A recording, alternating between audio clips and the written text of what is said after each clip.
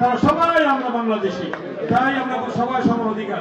এখানে কোনো বৈষম্য নাই, এখানে কে হিন্দু কে সংখ্যালঘু সংখ্যাগুরু সেটা আমরা বিবেচনা করবো না। আমাদের হাতে সব সম্প্রদায়ের মানুষ নিরাপদ। যেটা অতীত দেখেছেন যে হিন্দু সম্প্রদায় আমাদের সব ধরনের সহযোগিতা আমরা করেছি তাদের পাশে থেকে। আমাদের হিন্দু সম্প্রদায়ের ভাইদেরকে নিরাপত্তা বিধান করা, তাদের ধর্মীয় উৎসবে সহযোগিতা করা, সব ধরনের সহযোগিতা আমরা করেছি। আমাদের দেখেছেন হিন্দু বৌদ্ধ খ্রিস্টান ঐক্য পরিষদের সাধারণ সম্পাদক রানাদার গুপ্ত কদিন আগে দেখেছি একটা বিবৃতিতে বলেছেন আওয়ামী লীগের হাতে সবচেয়ে বেশি নিগৃহীত অত্যাচারিত হয়েছে সনাতন ধর্মের হিন্দু ভাইরা। উনি বলেছেন জমি টাকা সবকিছু উনি বলেছেন, এই কথা আমরা বলি নাই। তাই আজকে এই সুন্দর পরিবেশে আগামী দিনে আপনাদের ভোটটা কোথায় দিতে হবে? আপনাদের তো এখন নৌকা নাই, আছে নৌকা? নৌকা মার্কা আছে? তাহলে নৌকার বিকল্প কি? ধানের শীষের প্রার্থীকে ভোট দিবেন, অন্য কোনো চিন্তা করবেন না আপনারা, অন্য কোনো চিন্তা করবেন না। কে কি বললো সেটা আমরা বিবেকটা জিজ্ঞাসা করবেন যে খালেদ কবির কোন কি ভালো লোক না খারাপ লোক, তার দল ভালো না খারাপ। আমরা বিগত দিনে যে আপনাদের ভোটে একবার উপনির্বাচন হয়েছিলাম, শামসু আমাদের প্রিয় নেতা শামসু ভাই মৃত্যুবরণ করার পর আমাকে দিয়েছিল দল থেকে। এখানে যে আমাদের ধারণ আছেন, অনেকে আছেন আমাদের এখানে। তখন আমি নির্বাচিত হয়ে এলাকা কিছু কাজ করেছিলাম, সুখে দুঃখে বিপদ আপনাদের পাশে ছিলাম, কিছু উন্নয়ন হয়েছিল। আমি কোনো অন্যায় অত্যাচার নিপীড়ন দুর্নীতির সাথে জড়িত, কোন অপকর্মের সাথে জড়িত না হয়ে ভালো কাজ করে থাকি, তাহলে আমি কি আপনাদের কাছে ভোট চাইতে পারি না? ভালো লোকেরা দিবেন নাকি? যার কাছে আপনারা নিরাপদ মনে করেন।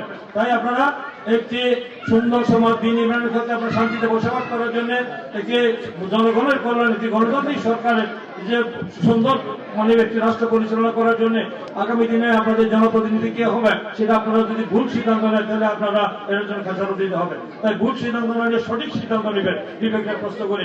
আপনারা কোনো লোভ লালসা মোহ ভয় ভীতির কাছে আপনারা বিক্রি না হয়ে আপনারা আপনাদের বিবেককে জিজ্ঞেস করে আপনারা আগামী দিনে আপনাদের পবিত্র মানব সেই ভোট দিবেন, সেই ভালো লোককে ভোট দিবেন, সহযোগ্য লোককে দিবেন, যাকে দিকে ভোট দিলে এলাকা উন্নয়ন হবে এবং সেই দলকে দিবেন। সেই আশাবাদ ব্যক্ত করে আপনাদের সুখে দুঃখে বিপদ আপদে অতীত আপনার পাশে থেকে এলাকার উন্নয়ন করার চেষ্টা করেছি, আগামী দিনেও দিবেন।